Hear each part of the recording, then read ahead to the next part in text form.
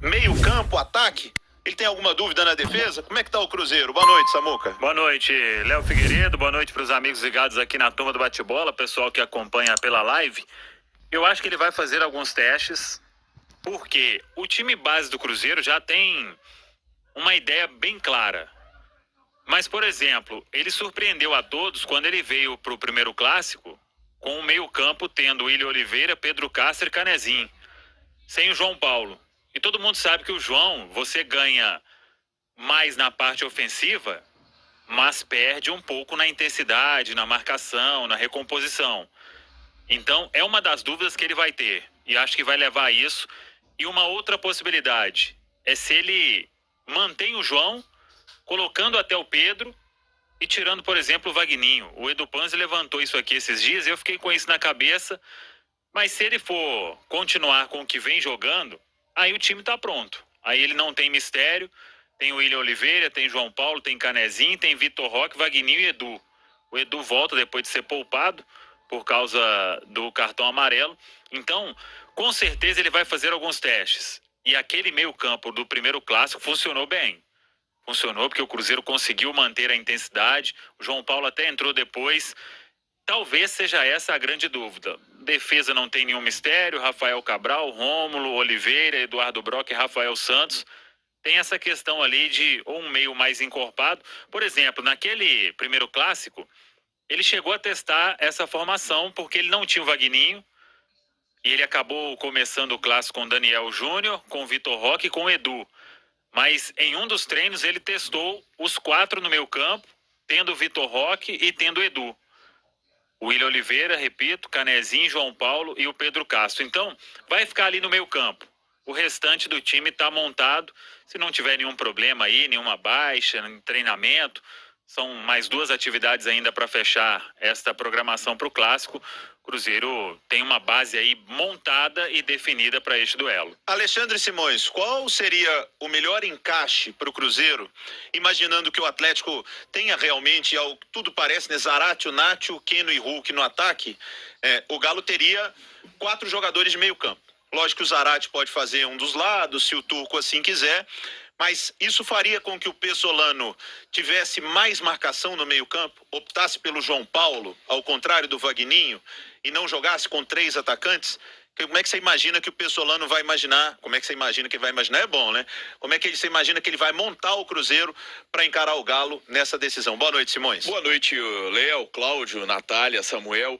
Olha, é realmente um jogo de xadrez, porque a tendência é o Atlético ter o quadrado no meio.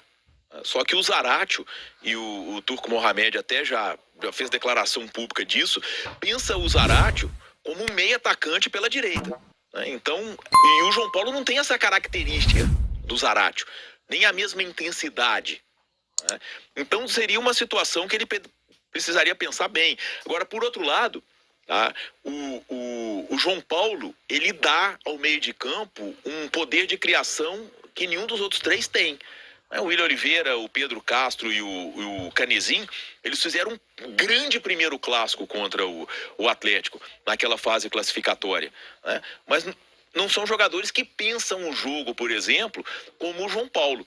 É uma situação que eu acho que passa muito por isso, tá? Mas eu acredito que o Pesolano vai acabar saindo com 2 jogadores abertos mesmo e o Edu do centralizado. Eu não acredito que ele vai mexer nesse esquema, não, até porque tem muito encaixe nisso aí, né? E tem a questão também dos laterais, né? Os laterais do Atlético, eles são muito fortes no apoio, né? Por mais que o Mariano não tenha o mesmo poder do Guilherme Arana, que é o lateral mais forte do Atlético ofensivamente, mas de todo lado eu acho que nesse aspecto aí ele fica melhor recomposto, embora perca um pouco nesse poder de criação, porque o João Paulo vem passando por um bom momento. Eu tenho uma teoria, tá? Vou falar para vocês aqui e para os companheiros. Eu acho que o Cruzeiro precisa sair na frente nessa decisão, porque se o Cruzeiro não fizer o gol, se o Atlético sair na frente para o Cruzeiro buscar o resultado, eu acho muito complicado. Então vai ter que ser uma situação bem parecida com o que aconteceu no jogo da fase de classificação. Por mais que o Atlético tenha um time bem mais técnico, time já pronto e é favorito para a decisão, e o Cruzeiro espere mais o Galo, jogue em contra-ataque, apesar de que não é muita característica, né, Samuel? O Cruzeiro jogar atrás, ele faz a marcação lá em cima, mas se o Galo sai na frente, acho muito difícil para o Cruzeiro buscar o resultado tendo o Atlético um contra-ataque tão poderoso.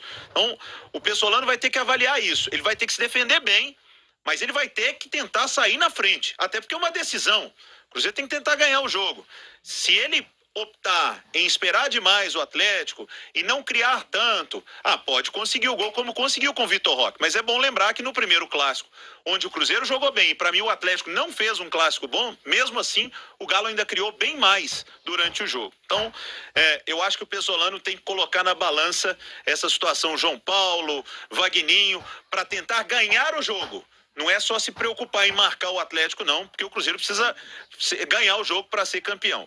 Por falar em Paulo Pessolano, e a situação dele, Samuel? Pois é, o Cruzeiro entrou com recurso no TJD da Federação Mineira de Futebol e no recurso você já faz o pedido de efeito suspensivo. Na teoria, é uma situação meio que automática. A lei já prevê isso, o Código Brasileiro de Justiça Desportiva.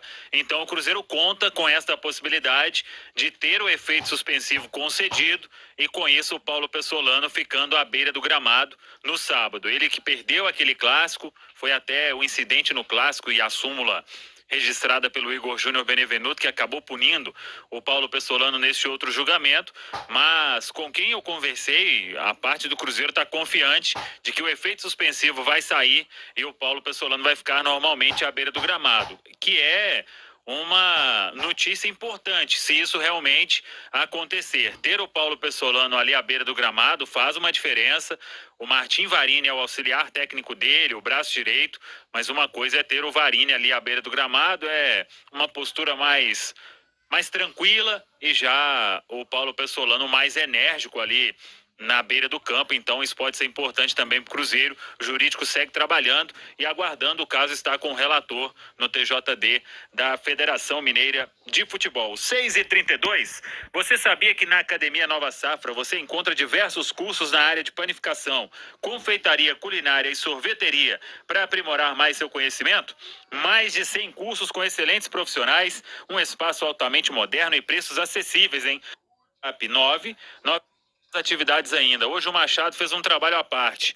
Acho que vai acabar ficando fora aí da lista dos relacionados. O restante está à disposição do técnico Paulo Pessolano. Cláudio Rezende, o Galo ainda tem informações sobre a decisão, mas também você tem informações sobre Libertadores. O Atlético já tem aí esse jogo no sábado e no caso do Galo, o Mohamed, né? O treinador, o Mohamed, está garantido na beira do gramado.